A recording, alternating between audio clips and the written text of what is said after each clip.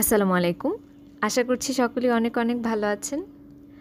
আজ আমরা essential sentence structure নিয়ে কথা বলবো এবং এই পর্বের প্রথম যেই আলোচনা ছিল সেই আলোচনায় আমরা বেসিক ইংলিশ সেন্টেন্স স্ট্রাকচার কেমন হয় সেটি সম্বন্ধে কিছু কথা বলেছি এবং এর ভ্যারিয়েশন হলে অর্থাৎ বেসিক স্ট্রাকচার না মানলে বাক্যে কী ধরনের পরিবর্তন আসে সেটাও আমরা বোঝার চেষ্টা করেছি। আজকের আমাদের আলোচ্য বাক্যটি হল only almighty can save us. আমরা বাংলায় বিবৃতিমূলক বাক্য বা অ্যাসার্টিভ সেন্টেন্স সম্বন্ধে সকলেই অবগত।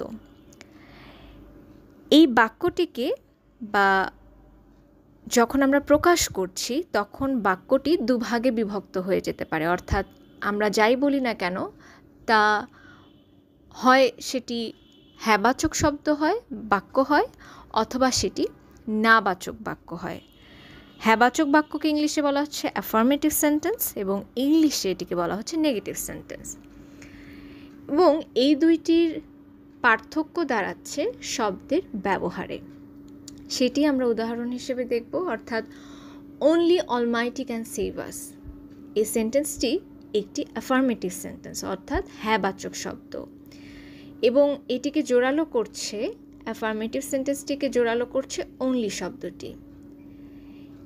এই বাক্যটিকেই যদি আমরা নাবাচক বাক্যে রূপান্তরিত করতে চাই তাহলে আমাদের এখানে যুক্ত করতে হবে অনলির বাইরে বা অনলিকে বর্জন করে আমাদেরকে এখানে ইনক্লুড করতে হবে দুটি শব্দ, সেটি হচ্ছে none but. None but almighty can save আস।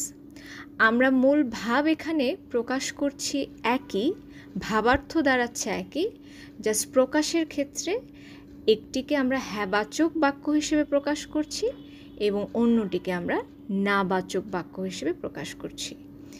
অর্থাৎ অ্যাফার্মেটিভ সেন্টেন্সটি হচ্ছে only almighty can save us এবং নাবাচক বাক্য অর্থাৎ নেগেটিভ সেন্টেন্সটি হচ্ছে none but almighty can save us. আশা করছি সকলে বুঝতে পেরেছেন। ধন্যবাদ।